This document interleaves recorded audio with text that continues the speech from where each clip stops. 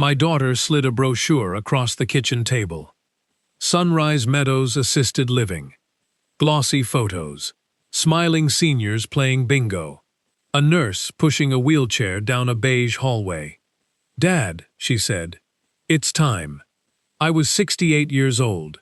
I could still drive, still cook, still balance my own checkbook.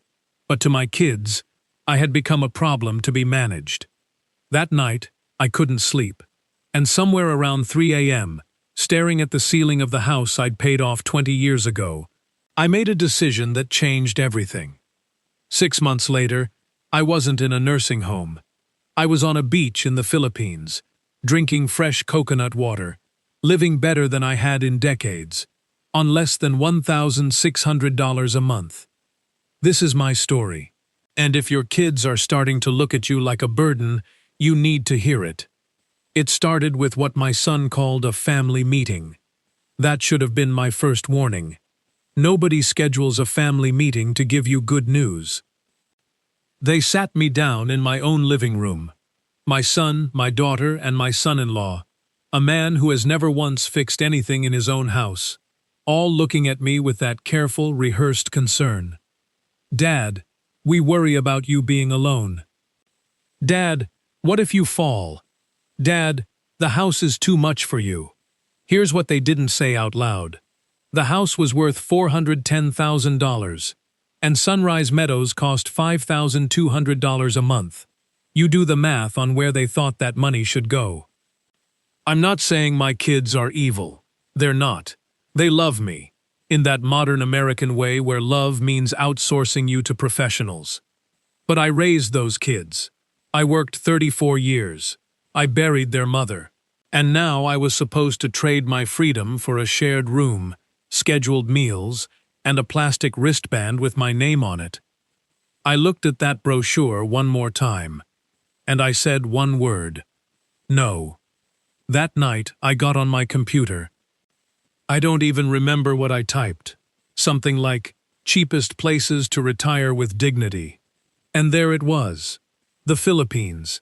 Beaches that looked like screensavers. English spoken everywhere.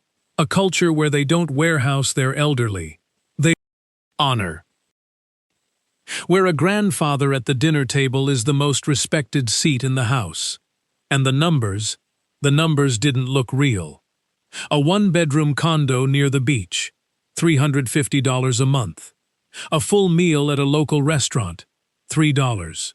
A housekeeper twice a week, $40 a month. A doctor's visit, $10. No appointment needed. No 6-week wait. My Social Security check was $2,140 a month. In Ohio, that was survival. In the Philippines, that was a king's salary. I spent the next 4 months quietly researching the Serve retirement visa, healthcare in Cebu and Manila, expat communities in Dumaguete, Subic, Tagaytay. I didn't tell my kids until the house was sold. You should have seen their faces. I landed in Cebu on a Tuesday morning. The heat hit me first. Thick, tropical, alive. Then the smell of the ocean.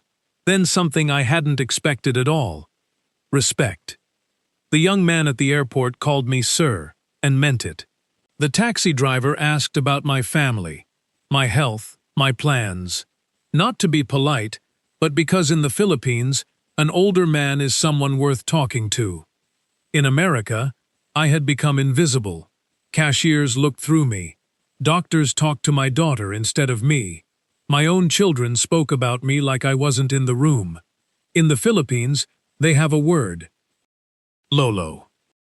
Grandfather. And when the neighborhood kids started calling me Lolo, I'm not ashamed to tell you, I teared up.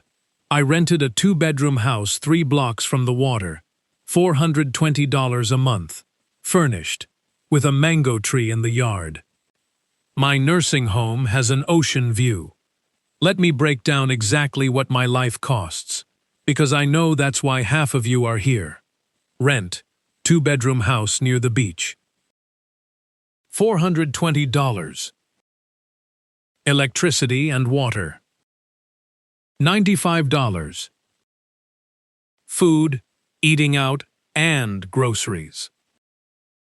$350. Housekeeper, twice a week. $45. Health insurance plus out-of-pocket. $180.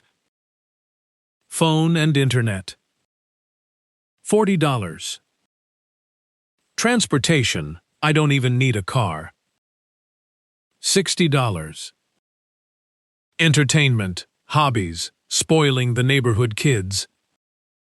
$200.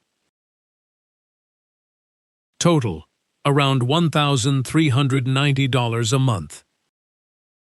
My Social Security covers everything, and I still save $700 a month. In America, Sunrise Meadows wanted $5,200 a month to feed me pudding on a schedule.